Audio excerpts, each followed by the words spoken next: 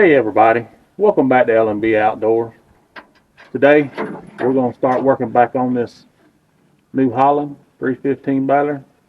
We're going to try to get this feeder bar back together the way I'm going to do it. The new one, if you was to buy the whole new feeder bar assembly ready to go, is about $800. I'm cheap, I ain't spending that kind of money. I'll build or fabricate. So y'all stay tuned and here we go. Alright, we're going to get started on this feeder bar for the New Holland 315 baler, and hopefully we can get this thing apart. So we'll see what it all entails. It talks about on here, if you read that, highly compressed spring inside feeder bar.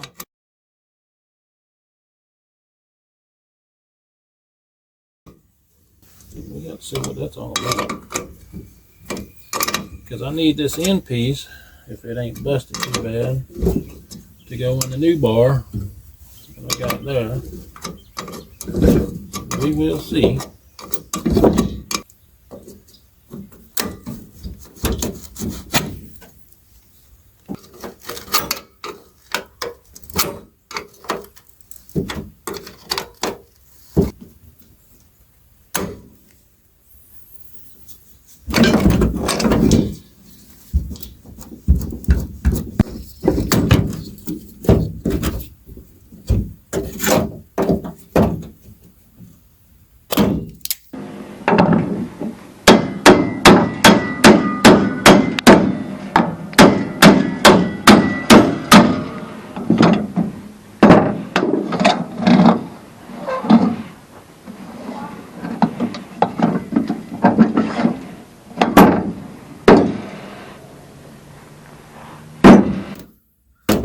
If you want to see what the inside of a feeder bar looks like for your New Holland 315s, that's the spring they're talking about. And I still don't know why it's in there. I don't understand it. But we will probably just shove it in this new one, just the way it is. I don't see why not.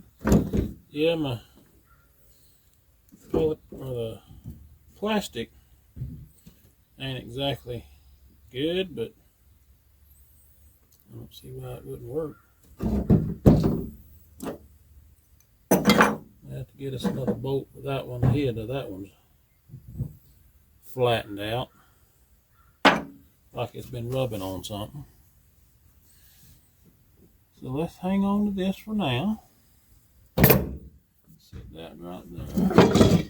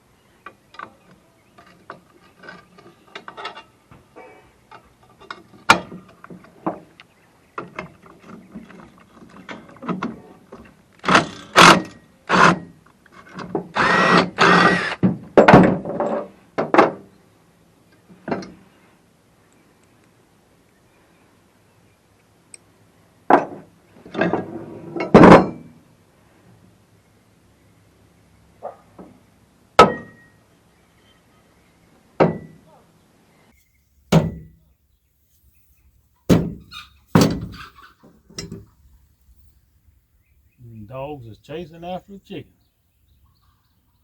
That's typical.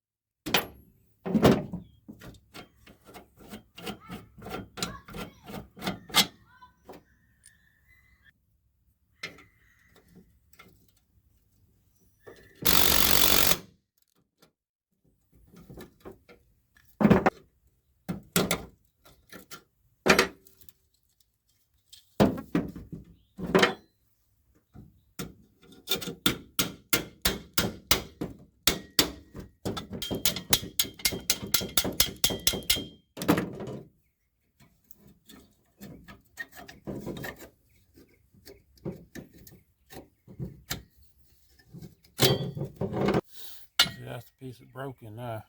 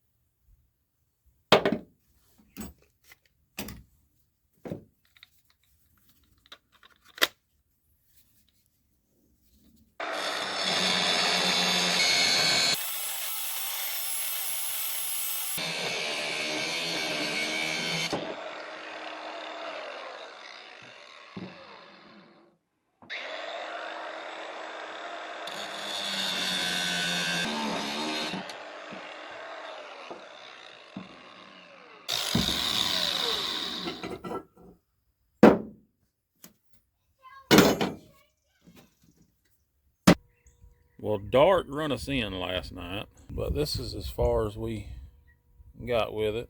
We're still working on it though. And if you look at the tailgate, it rained last night, but we're gonna keep working on this. And I think I have everything to finish this up except for my bearings that goes on the ends down here that rides in that track. So I got to research them, so I need to get on the internet and research them and see if I can't get some coming. Because grass is growing. We got to get this baler back going. But I'll bring y'all back in a little while when I get a few more steps done. All right, we got our fork on here. Now I got to drill a hole to set the stopper in here. It'll go about right here. So that's what we're going to do next. We're getting there though. Alright, well I had to move under the barn. It wanted to start raining on me. But I got the stop in. Got the spring back on. So it works. And what this is for is whenever this feeder bar comes back this way, if there's any hay accumulated over here, that will pick up. And when it gets to a certain stop and it starts coming back, it'll spring back, collect this hay, and shove it on further to the bale chamber.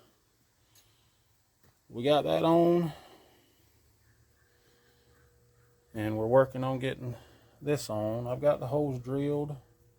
I'm not going to finish putting it together right now. I got to get a couple of bolts to replace these here. But the last thing for now is I got to put that big bolt in. And I got it scribed right here. And I guess that's like a stop, because that spring that's in here kind of comes to about right there. So I'm assuming that bolt is just kind of like a stop for that spring. So we're going to do that, and then we'll wrap this up for now. But it's coming together pretty good. Hoping it works. Should. I don't see why not. Maggie walking through here. Well, all right, my bearings finally came in. This is a 3/4 inside diameter. It does have this keeper ring on the outside. All I'm gonna do is just get rid of it.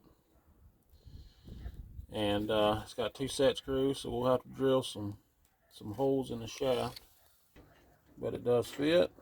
So that's kind of what it's gonna look like. I think that'll work. Make sure they kind of fit in these tracks. So, I mean, in theory, the original new ones has a rubber dampener casing that goes around them. I'm not too much worried about that. My old bearings that was in here rode for a whole year, and it didn't matter. So I'm hoping this works. We shall see. Let me get these bearings mounted on here. We're going to try to get that bar back in here and get it all hooked back up. Alright, we got one bearing on. I'm going to take them set screws back out and put a little dollop of thread lock on them. But I think that's going to work pretty good. I went ahead and took that ring off. So it's just smooth all the way across now. So we got one more to do. Alright, both of them's on. And I also got the new bolts in for that. So yeah, one step closer. Well, now it's official. It is officially rebuilt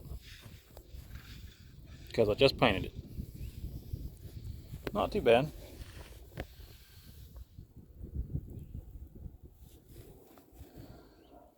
I wanted to give a shout out to my nephew.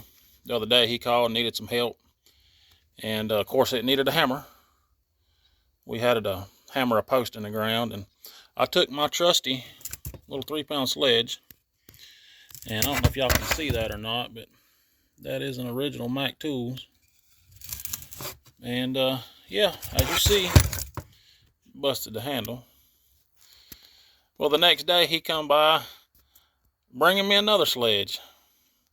Said, you figure, well, this ain't a Mac Tools, but you won't cut your hands on that one. So, nephew, I appreciate you. I'll keep swinging away now. All right, we're going to try to get started and get this, hopefully get this back in. And it's going to be a little cumbersome and aggravating. But get that bar to slide that way. Uh-oh. All right, we got it in the tracks. We still have to hook up this end. But so far, everything's looking about right.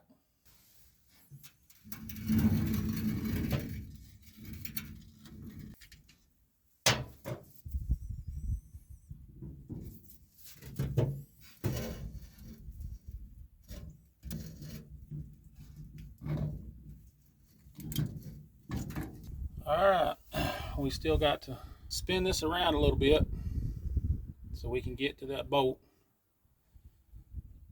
so we can tighten it up.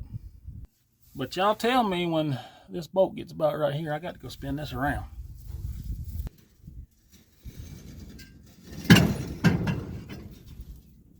Hey, y'all did good. Look at that. Just right.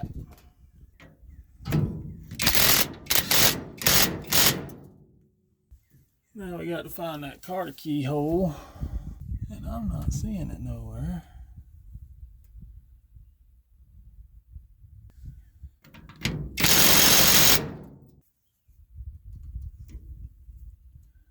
That's it.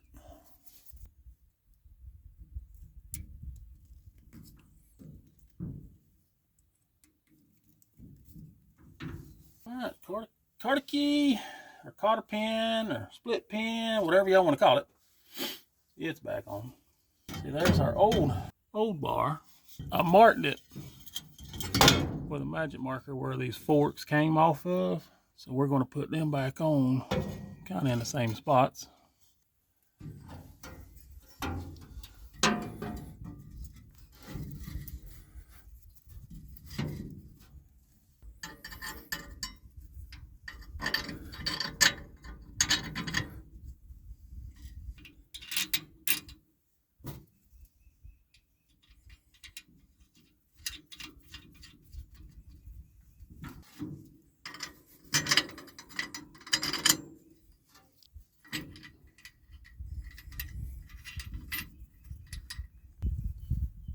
Alright, so that's the first one on. I try to keep them exact. If it's packing the right amount of hay in the chamber to the right side of where it needs to be, I'll kind of leave stuff alone. That's where it's at, that's where it's going to be.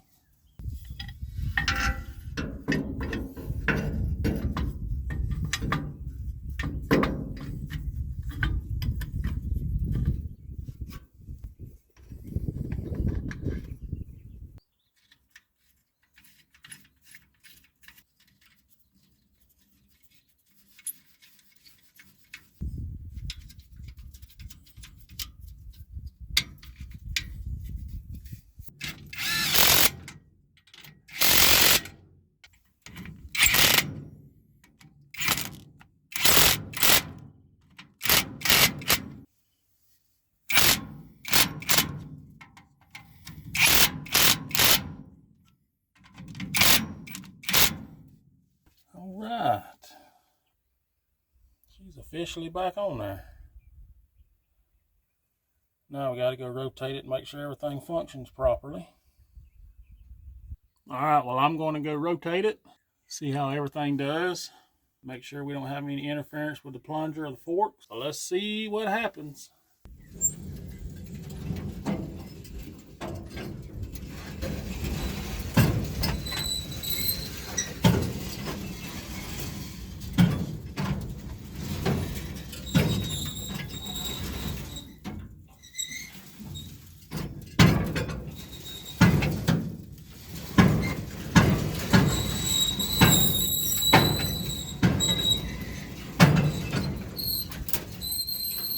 Well, I think that's a wrap on this job.